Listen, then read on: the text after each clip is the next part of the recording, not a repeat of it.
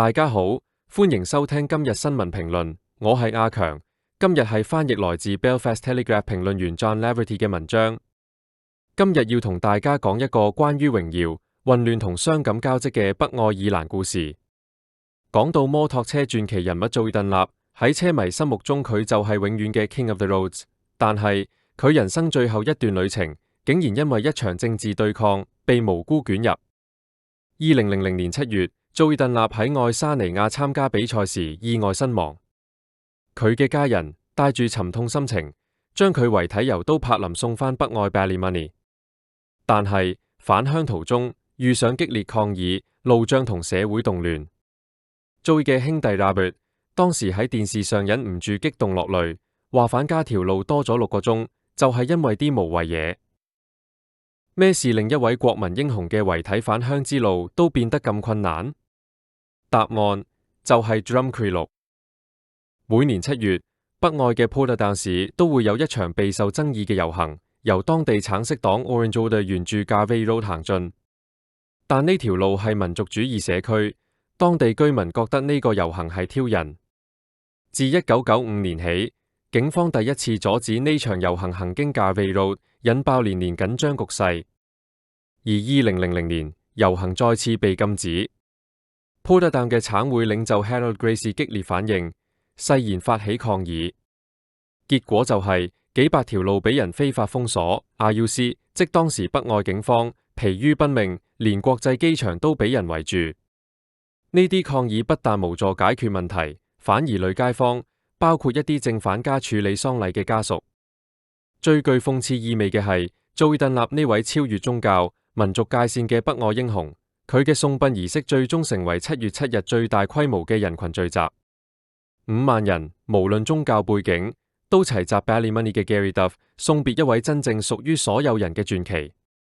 而嗰日亦見證住北愛最好同最壞嘅一面，一邊係 Belfast 成個市中心提早清場，成條 Royal Avenue 鬧鬼咁冷清；另一邊係家家戶戶打開心門，向祖爾頓納致敬。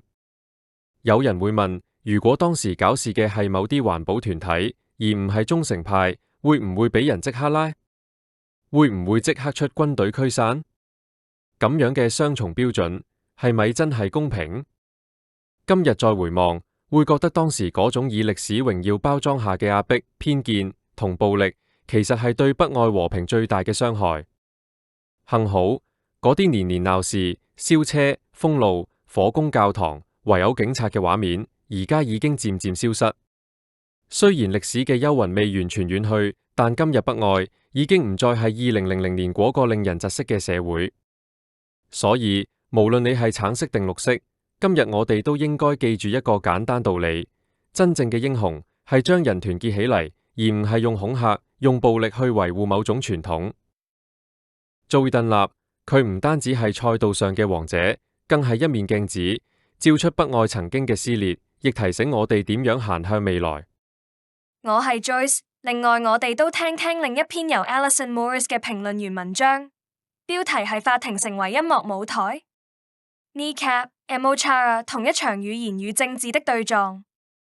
尋日於英格蘭，不單只係一宗法庭案件，而係一次文化、語言同政治立場嘅碰撞。呢一切就發生喺倫敦嘅西敏寺裁判法院，主角係愛爾蘭語 rap 組合 Kneecap 嘅成員 Mochara。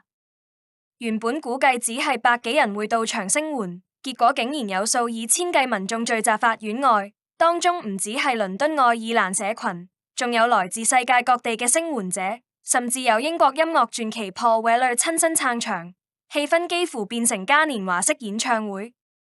人群之中響起 Fields of Athenry 有如自由嘅讚歌，而當 Mochara 出現時，更引發現場推撞。群眾齊聲高叫 Free Palestine 同 Free Mochara， 一幕幕更似音樂節多過法院。但呢個場面其實有種歷史回聲，因為今次 Kneecap 面對唔只係刑事檢控，而係一種文化挑戰。喺英格蘭嘅法院，唱出民族身份，堅持使用愛爾蘭語。入到法院內 ，Mochara 同佢嘅律師團隊，包括來自 Belfast 嘅 Phoenix Law， 可謂陣容鼎盛。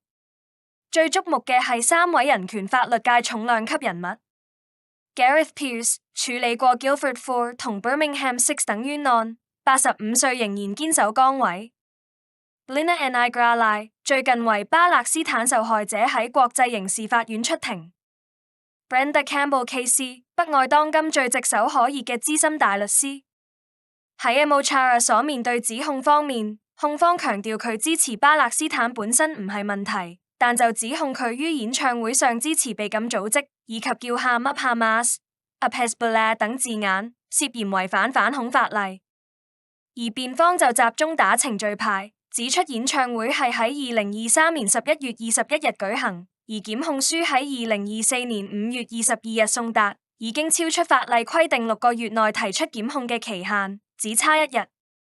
當法官問到是否需要愛爾蘭語傳譯員時，旁聽席突然傳出一陣笑聲，因為 Kneecap 嘅電影中正就有一幕係主角喺被捕時堅持要求以愛爾蘭語接受審訊。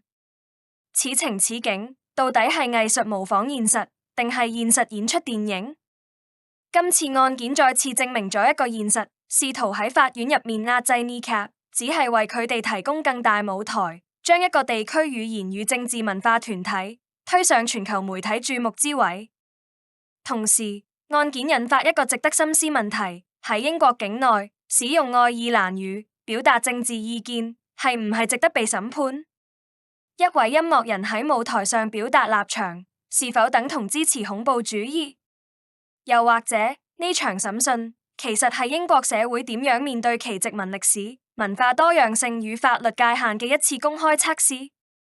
案件將於8月20日再審，但今次 Kneecap 嘅角色早已唔再係被告，而係民族語言、青年文化、政治表態三者交匯點上嘅象徵。